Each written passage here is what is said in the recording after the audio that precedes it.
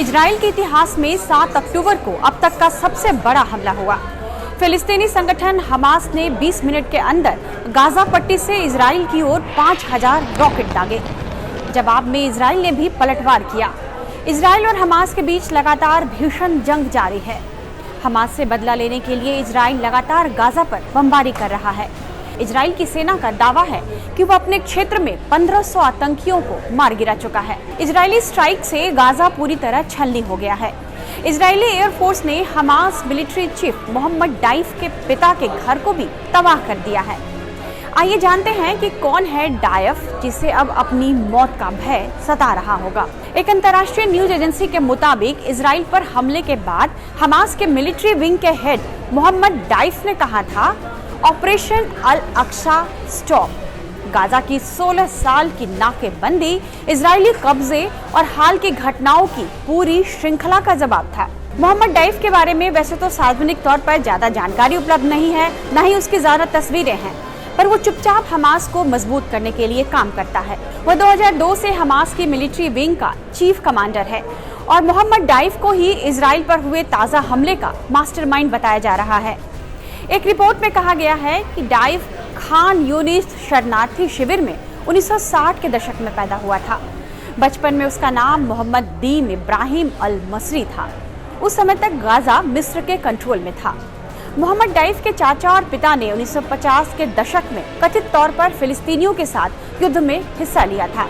Israel के प्रति डाइफ के मन में शुरू से गुस्सा और नफरत था।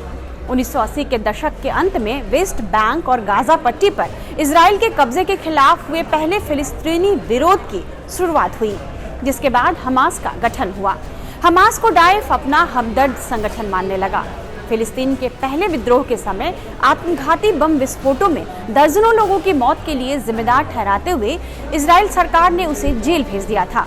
उस समय उसकी उम्र करीब 20 साल थी। 1996 में हुए एक बम धमाके में 50 से ज्यादा इजरायली नागरिक मारे गए थे। इसके लिए भी डाइफ को ही जिम्मेदार माना गया था। डाइफ जेल से जैसे ही छूटा, उसने अपना पूरा जीवन हमास के नाम कर दिया। कहा जाने लगा कि डाइफ जीता है हमास के लिए और मरता है हमास के लिए। हमास में उसके नाम की तूती बोलती है और उसके आतंकी डाइफ के एक इशारे पर मरने मारने को उतारू हो जाते हैं। उसके निर्देश पर ही हमास के आतंकी इजराइल के खिलाफ हमले को अंजाम देते रहे हैं। उसके बारे में ये रिपोर्ट भी है कि 57 साल का डाइफ अब चल फिर नहीं सकता। वह व्हील चेयर के सहारे ही अपनी जिंदगी काट रहा है, लेकिन उसका दिमाग अब भी बहुत शातिर है। अब तक उस पर 7 बड़े हमले हो चुके हैं, लेकिन वो हर बार बच जाता है। एक हमले के दौरान उसकी एक आंख भी चली गई थी।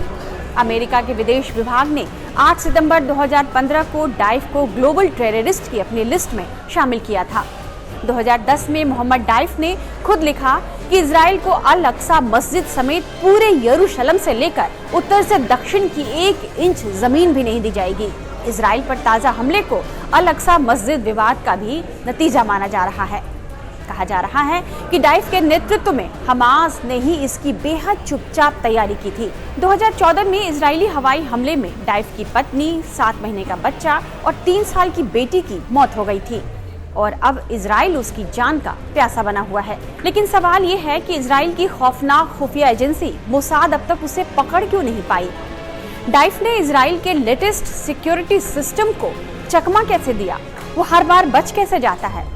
तो हकीकत ये है कि 23 साल से इजराइल डाइफ को खत्म करने की कोशिश में है, लेकिन डाइफ किसी तकनीक की मदद ही नहीं लेता, इसलिए उसे पकड़ना मुश्किल हो जाता है। इस वीडियो को लाइक और शेयर कीजिएगा।